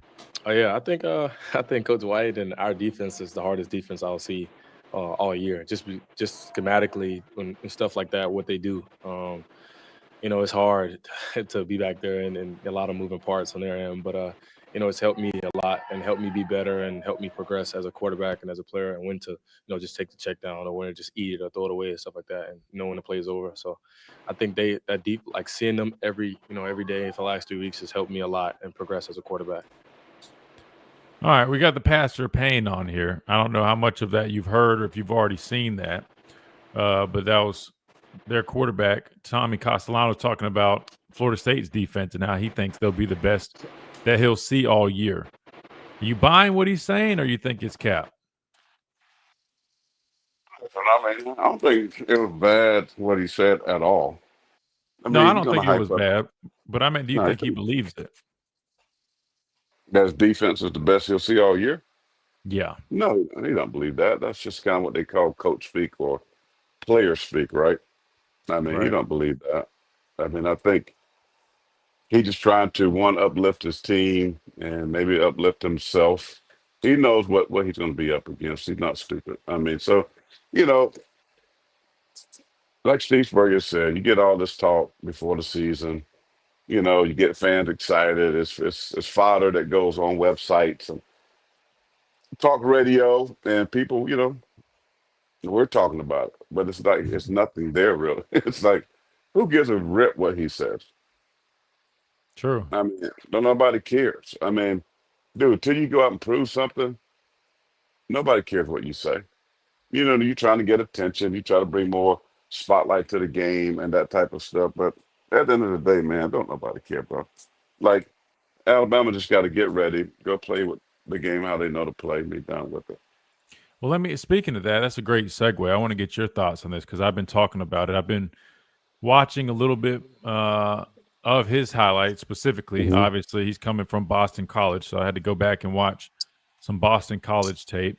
Watching a little UCF because obviously Gus Malzahn came from UCF, seeing what they've been doing there. We had a question from Carson talking about how do you approach defending this offense? And to me, first and foremost, you look at his skill set. You look at how we struggled last year. I'm going to be straight up. I think there is potential to have some, not necessarily issues, but there's going to be some challenges 100% facing a quarterback with his skill set paired up with a coach like Gus Malzahn. They're going to more than likely, again, we're just anticipating because we don't have, true film of them together last year, but anticipation is zone read action. Matter of fact, you can see it right here. First play on this highlight right here, zone read, right? And he's taking it around the edge for a touchdown, right? So they're going to implement that. There's going to be a lot of shifts of motions pre-snap. Gus Malzahn, there's going to be some RPO game in there. They're going to throw a lot at you. My question to you is, if you're the Alabama defensive coordinator, you're in Kane Womack's shoes. Last year, some of those things caused us issues, whether if it was Jackson Arnold at Oklahoma, Diego Pavia at Vanderbilt, right? How do you go into week one looking to defend Tommy Castellanos in this Florida State offense with Gus Malzahn as the offensive coordinator? Carson called in and he was asking, do you think we just get really aggressive and throw a lot at him? My argument was, situationally, I think if you set yourself up third downs, really bring it, right? Don't give him that scrambling ability, force the issue, make him get rid of the ball. But I said, really, though, I almost think the approach when you do play these trickery style offenses is actually less is more. You kind of want to revert back to just play basic principles, right? Quarterback player, right? Dive player, pitch player. Don't make it too complicated. Execute what you're supposed to execute. And then you can mix it up every now and then. Send a defensive end on a force call. That way they're not just saying, oh, he's going to take the quarterback. I'm going to do this. You mix it up here and there, but I almost think less is more in these situations. What do you think in terms of defending the offense like that with him at quarterback? Well, it's all about discipline. And, Gus Malzahn, what you do is you just go back and look at some of his offenses when he had that dual threat type quarterback. You look at what he did there, how he utilized that particular position, even at other schools. Wasn't he at South Florida? Central Florida, and he had Central KJ Florida? Jefferson, the former Right. Arkansas quarterback. Well, see, KJ is not a dual threat like that because he's not a big runner of the ball, but he's had quarterbacks that's mobile like this kid that he has now. So you go back and you watch the tape, but anytime you talk about a spread option, you're just talking about option game. They just do it out of different formation. You can do it with a closed box, with wings. Those wings now just be receivers. They just spread them out, right? They motion, they half moon motion. They do all of these different things. But your rules are going to apply. Anytime you play defense, your rules apply, right? If you're the end or edge guy and you got said defense, you know that inside backer, the D tackle is going to take dive. That dive, they're going to be in shotgun or offset either way, left or right to a back. They're going to ride them in there. All right, take away the dive. If you take away the dive, quarterback is taught to pull it. Now he's coming down that line, right? And if that end guy or if a defensive end or edge got quarterback, go blow him up. And then you got pitch responsibility from normally your alley guys, like a Hubbard, like a safety, like whoever that is coming downhill to fill those alleys and the corners gets off blocks and take the pitch. It's all discipline, right? This offense works when you have undisciplined defense, when guys try to do too much, when guys try to do somebody else's job instead of their own job. That's what happens with these types of offenses, and that's why they're there. They are created for the defense to make mistakes, man.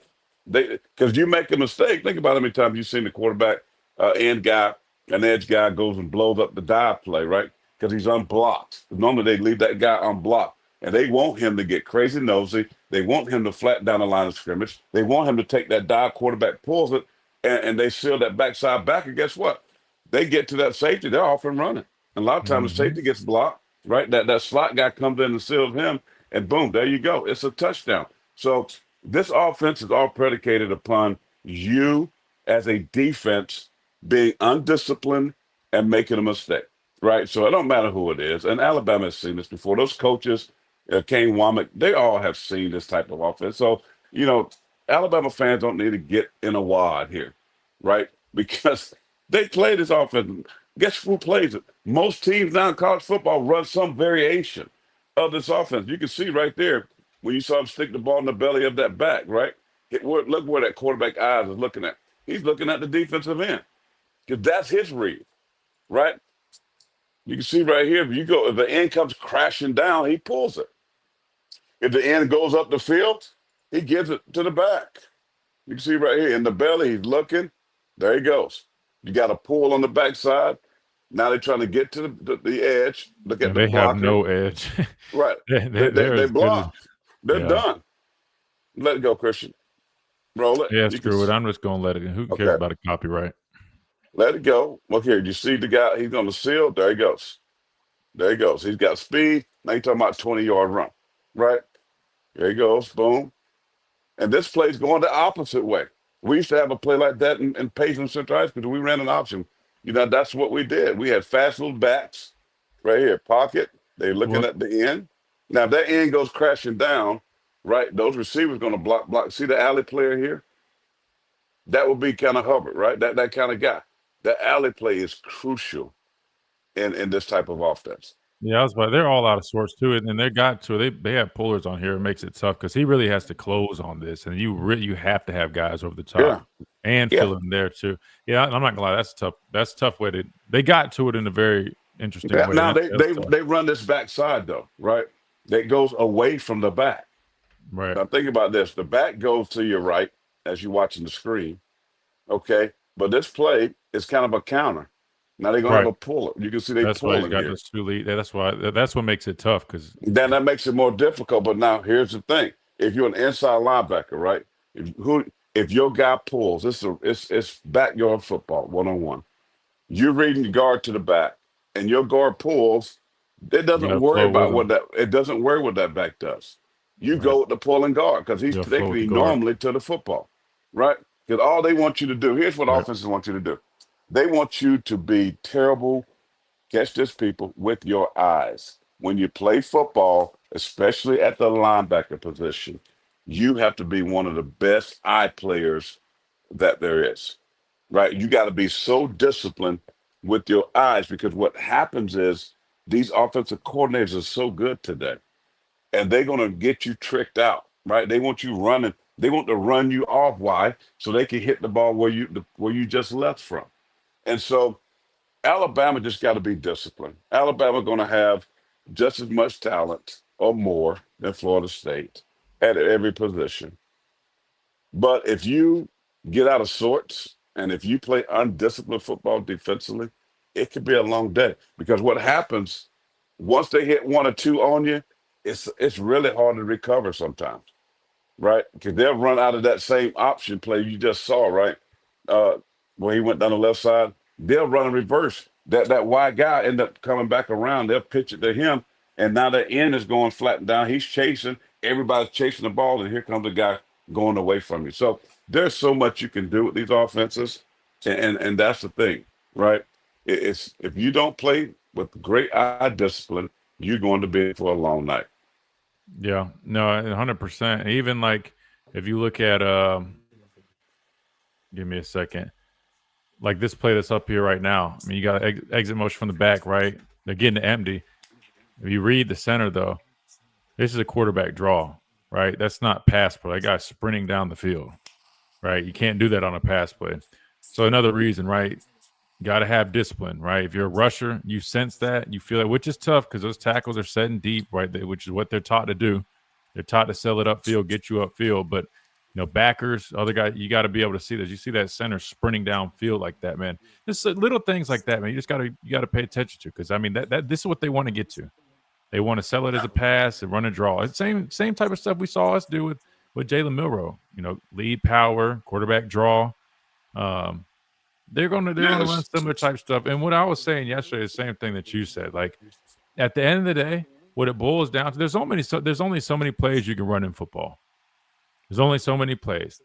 What happens is people just get to them in a different way, right? Whether they're motion guys to it, they're starting in one look, they keep the back in pistol and they put them down, offset them, just because they don't want you to know, positions for them. That way you don't have as much time as a defensive unit to see it. But it is interesting. And again, this is Boston College, so this is a little bit different. But the way they get to some of these plays, like you mentioned, it makes it so much more difficult because that end, right, who would be the quarterback or is a quarterback player here, he's now tasked to go close on this. And that is tough. But what he has to do is go blow that up, keep his outside arm free, and be able to bounce off, ricochet, and try to still play the quarterback player and hope he got these guys flowing to help him out with that, like you mentioned, with those pullers. But it's not. Again, this is Boston College. You're trying to anticipate what you could see. I was more so watching Tommy, just getting an idea for his skill set. But as you can see, I mean, he's got enough juice to make plays. I mean, doesn't seem nearly as fast as Milroe, but he's definitely got a lot of juice. No, one thing you do notice on his highlights is he actually he can throw the football pretty well too. I mean, he's a good player. I mean, he's a good player, but is he a game-changing player? Is he a guy? If you're not disciplined, he can be. I mean, yeah, but my here's the thing, and we'll talk about this no. next week for sure as we talk about keys and everything. Alabama has to stop, be good on first down, right? Yep. They can't give up big play. They can't give up chunk yardage.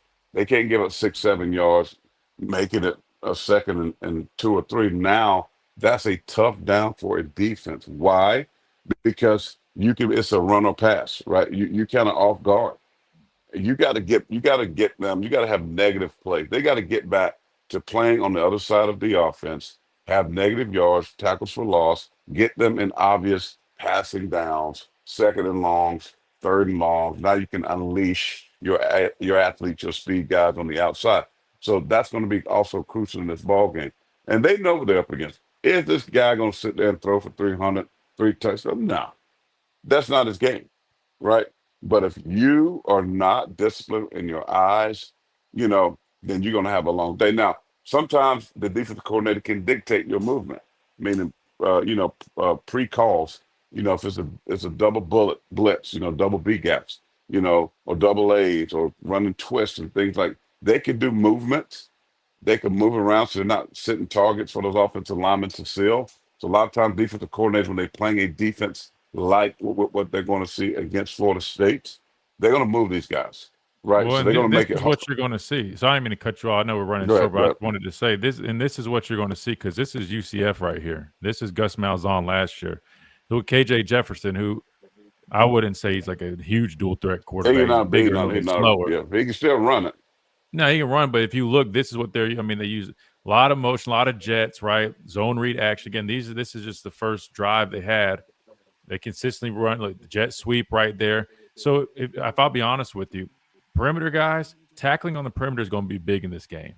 It's going to be huge, whether it's playing the zone read, whether it's playing these jet sweeps. The perimeter tackling is going to be big in this football game, 100%, let alone. Perimeter, and they even discipline your cutback blades, right? Yeah. So guys that are on the backside of these plays have to be really good. They got to be really good and even being disciplined. What's your run fit? You hear this a lot. What is your run fits? So that's going to be crucial in this game. So listen, this kid gonna make some plays. Anytime you play this kind of offense, it only takes one guy to have a breakdown mentally, right? Yeah, well, just look at every single snap. It consists of some type of zone read action. That's why I was saying, I mean, you got to be disciplined. I mean, this is with KJ Jefferson, but look at every single play, whether it's even if he pulls it for an RPO or some type of play action, they got some type of jet or something. And again, this KJ Jefferson we're talking about. So imagine a small guy with some juice, man. There you go. Now he's pulling it, RPO / play action.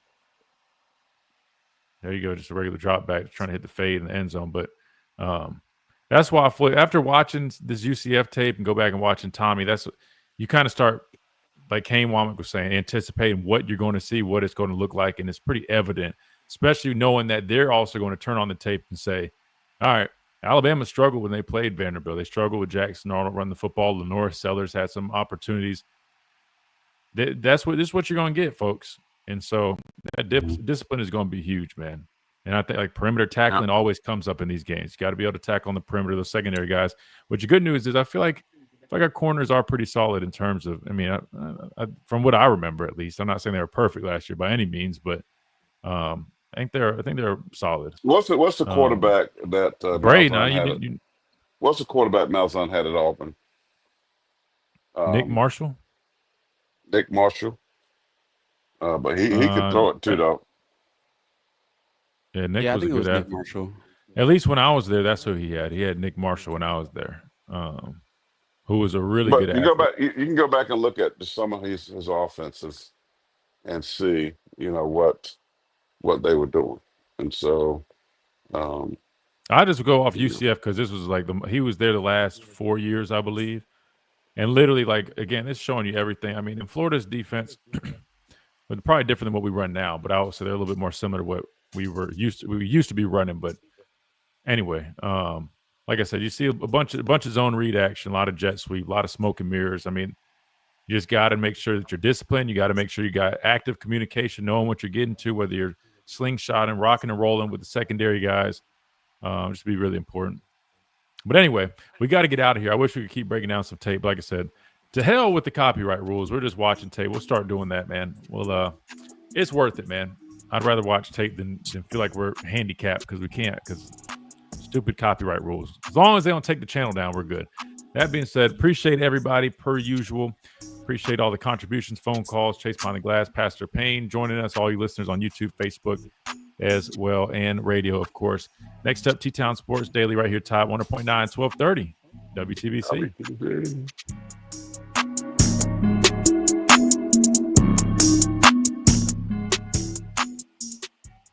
You've been listening to the Miller's Edge, tackling sports daily. Go inside.